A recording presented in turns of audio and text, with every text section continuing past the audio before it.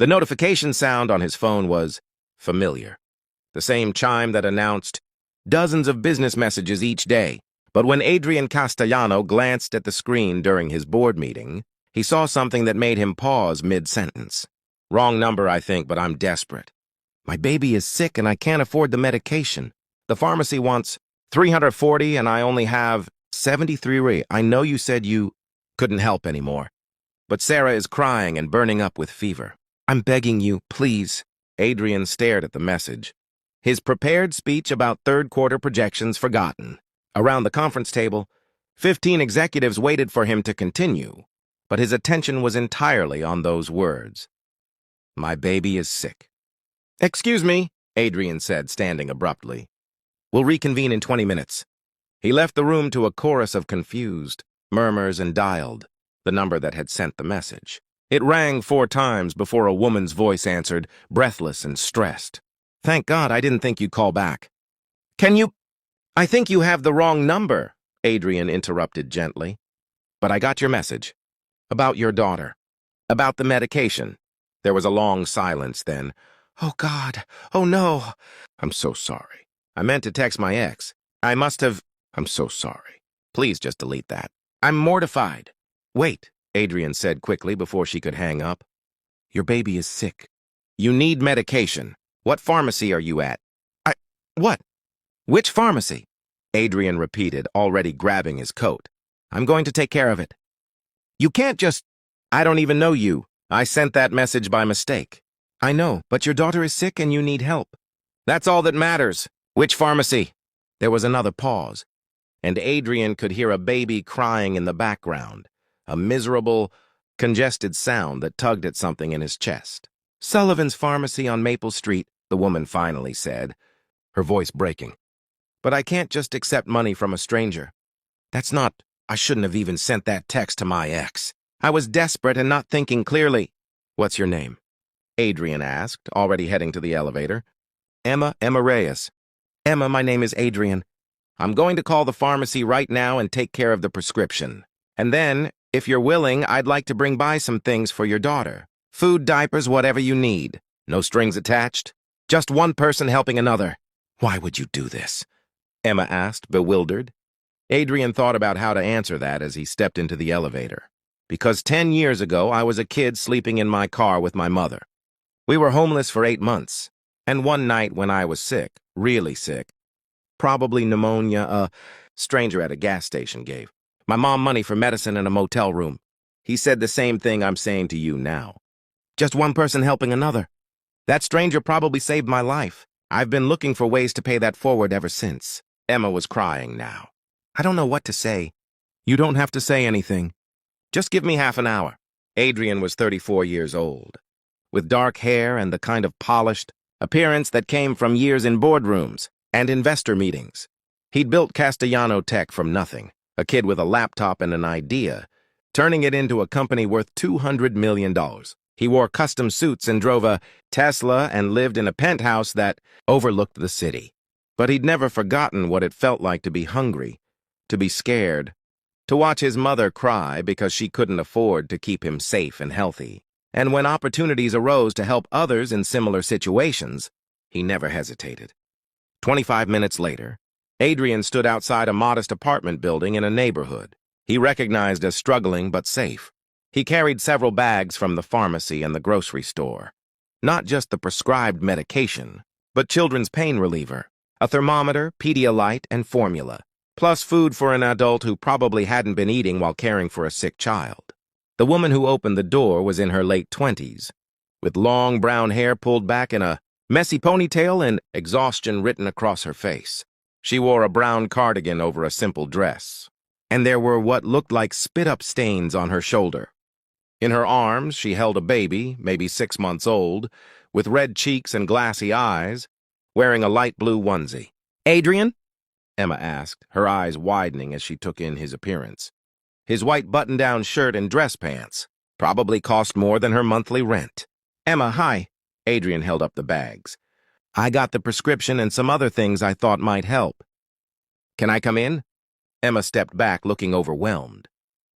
Yes, of course. I'm sorry, the place is a mess. Sarah's been sick for 3 days and I've barely slept. The apartment was small but clean despite Emma's apology. There was a world map on the wall, old and slightly faded, and toys scattered across the floor.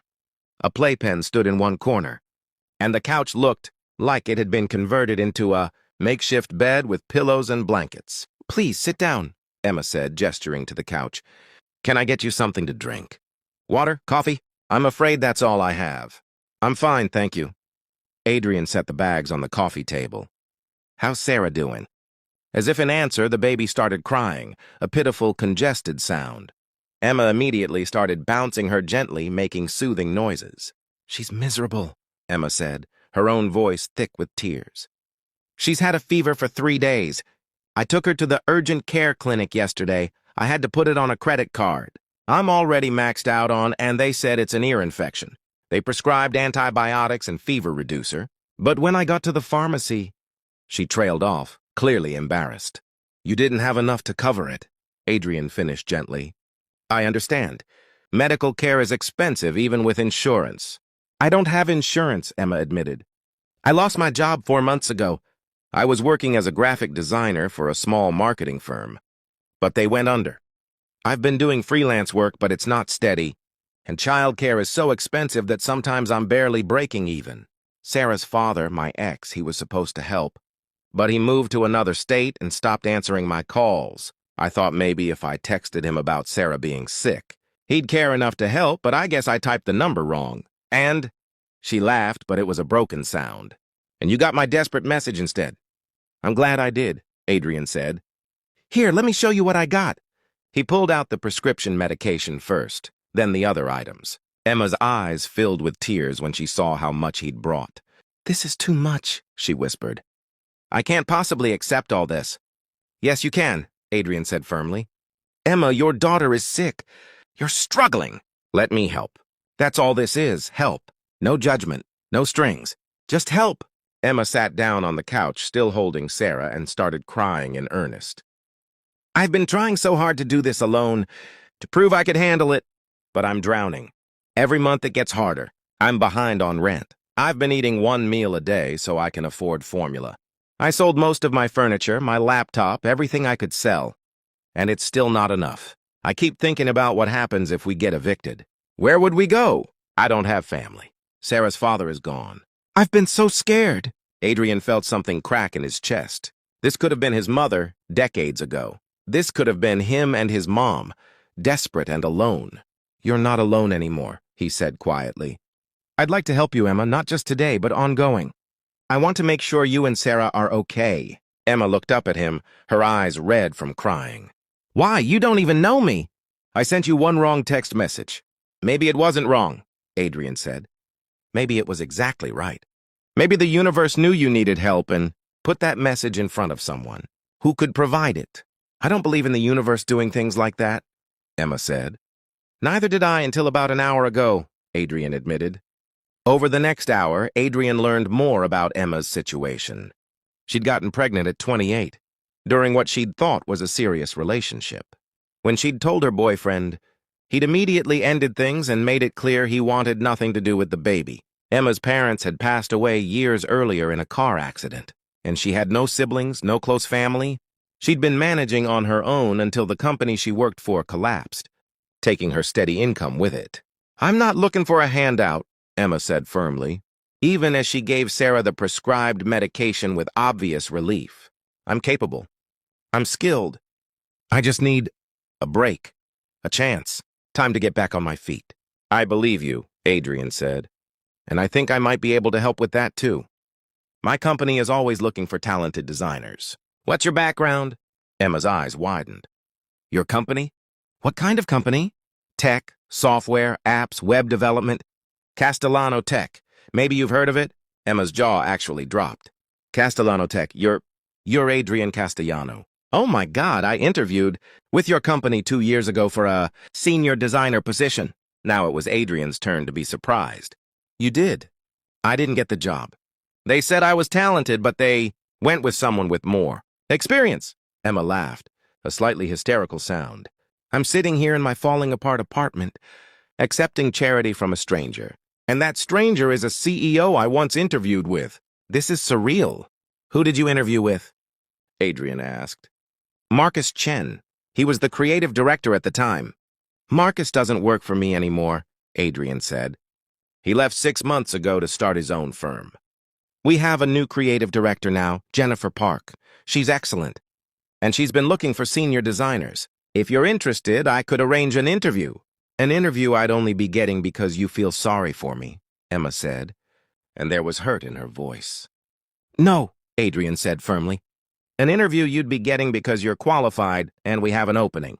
What happens in that interview is entirely up to you and Jennifer. I won't interfere.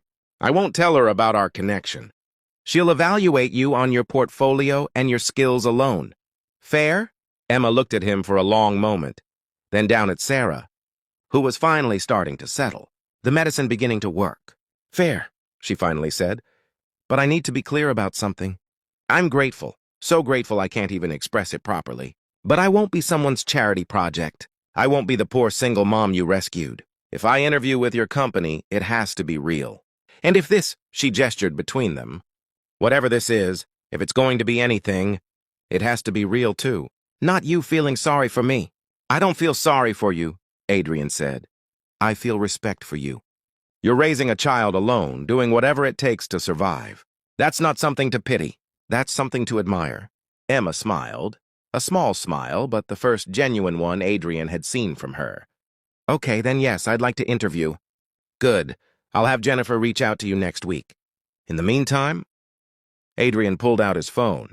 I'm going to transfer some money to your account to cover this, month's rent and groceries. And before you argue, consider it a loan if that makes you more comfortable. You can pay me back once you're on your feet. How much are you going to transfer? Emma asked warily. Enough so you can stop worrying about eviction and eat more than one meal a day, Adrian said. Emma, I have more money than I could spend in 10 lifetimes. Letting some of it help you and Sarah isn't charity. It's just practical resource allocation. You make helping people sound like a business decision, Emma said.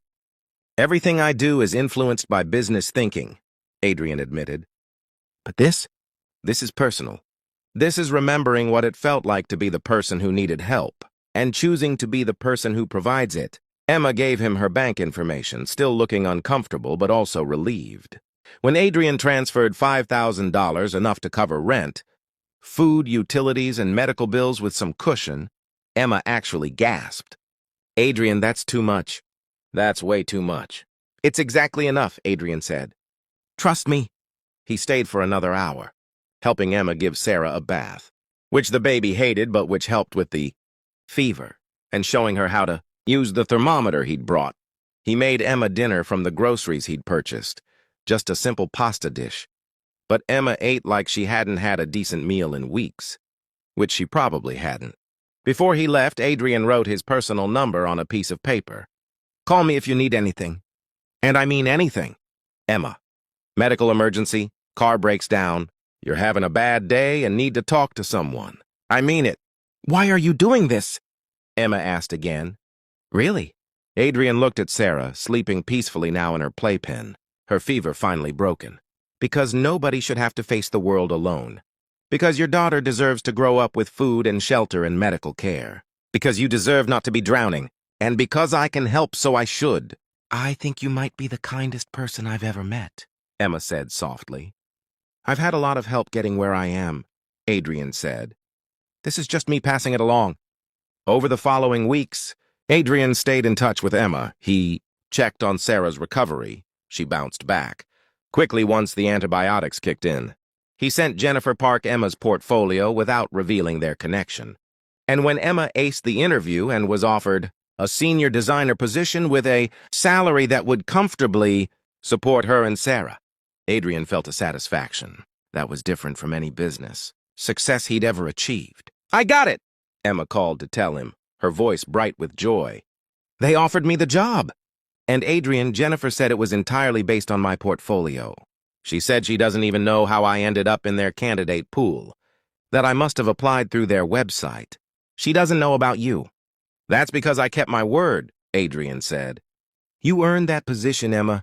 I just opened a door. You walked through it. Can I buy you dinner to say thank you? Emma asked. I know it's probably weird given the circumstances, but I'd like to thank you properly.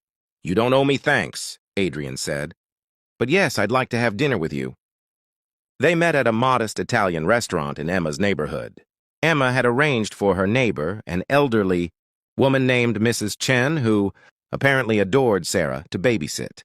She wore a simple blue dress and had styled her hair in loose waves, and Adrian thought she looked beautiful. "You clean up nice," Emma said with a smile, when she saw him in jeans and a button-down instead of his usual suit. "I wasn't sure CEOs owned casual clothes." "I have one pair of jeans," Adrian admitted. "I bought them specifically for tonight. I didn't want to intimidate you with a suit." Emma laughed, a real laugh, full and warm. "You're a weird billionaire." "Millionaire," Adrian corrected. "Not quite billionaire yet, though we're working on it." Over dinner, they talked about everything and nothing. Emma told him about her life before Sarah, her dreams of being a designer, her parents who died too young. Adrian told her about his childhood, his years in foster care after his mother died, the family who'd eventually adopted him and given him stability. "So you really were homeless," Emma said. "That wasn't just a story to make me feel better."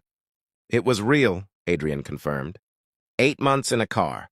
Then my mom died and I went into the system. I bounced around until I was 16 when the Castellanos adopted me. They gave me everything: stability, education, belief in my potential. I owe them everything. "Are they still around?" Emma asked. "My father passed away 5 years ago. Heart attack. My mother's in a care facility, early onset, Alzheimer's. I visit her twice a week, though she doesn't always remember who I am anymore." "I'm sorry," Emma said, reaching across the table to touch his hand. The contact sent warmth through Adrian's arm. "We take what time we have," Adrian said. "That's all any of us can do." They continued meeting for dinner, coffee, weekend outings to the park with Sarah. Slowly, carefully, friendship deepened into something more. Adrian fell for Emma's strength, her determination, her fierce love for her daughter. Emma fell for Adrian's kindness, his humility despite his success, the way he looked at Sarah like she was precious. 3 months after that first wrong number text, Adrian stood in Emma's apartment, the same apartment. Though it looked different now, with new furniture and fresh paint and toys that weren't worn or broken. Sarah, now 9 months old, was playing on the floor, babbling happily. "She's walking," Adrian said, watching Sarah pull herself up on the couch. "Almost," Emma said proudly. "Any day now. The pediatrician says she's ahead of all her milestones. She's healthy and happy and thriving. Like her mother," Adrian observed. Emma smiled. "I am thriving. The job is amazing. I'm making enough to save money for the first time in years. Sarah has everything she needs. We're doing well." "I'm glad," Adrian said. And then, because he couldn't wait any longer, "Emma, I need to tell you something." "That sounds ominous," Emma said, but she was smiling. "It's not ominous. It's just, I've fallen in love with you, with both of you. Somewhere between that first panicked text message and now, you've become the most important people in my life, and I needed you to know that." Emma's smile widened. "Good, because I've fallen in love with you too. I've been trying to figure out how to tell you, without it seeming like gratitude or obligation or some kind of debt repayment." "And," Adrian prompted, "and then I realized it doesn't matter how it looks to anyone else. What matters is that it's real. What we have is real. It started with a wrong number text, but it grew into something true. I love you, Adrian. Not because you helped me when I was desperate, not because you got me a job, but because of who you are, kind, genuine, present. You show up, not just for me, but for Sarah. You've become part of our family." Adrian pulled her close and kissed her, a soft kiss that felt like coming home. Sarah chose that moment to take her first unassisted steps, lurching forward and landing in Adrian's arms with a delighted shriek. "Did you see that?" Emma exclaimed. "She walked! Her first steps! Right into my arms," Adrian said, his voice thick with emotion as he held. "The baby girl who'd become his daughter in all but name. That feels about right." A year later, Adrian proposed to Emma in that same apartment, the place where their story had begun, where he'd first brought medicine and groceries and hope. Sarah, now almost 2, was their ring bearer, toddling forward with the small box clutched in her chubby hands. A year and a half ago, you sent me a message by mistake, Adrian said as he knelt before Emma. But Emma, I don't think anything that brought us together was a mistake. I think the universe knew exactly what it was doing when it put your message in front of me. You've given me a family. You've shown me what it means to build something real with someone. You've let me love Bo.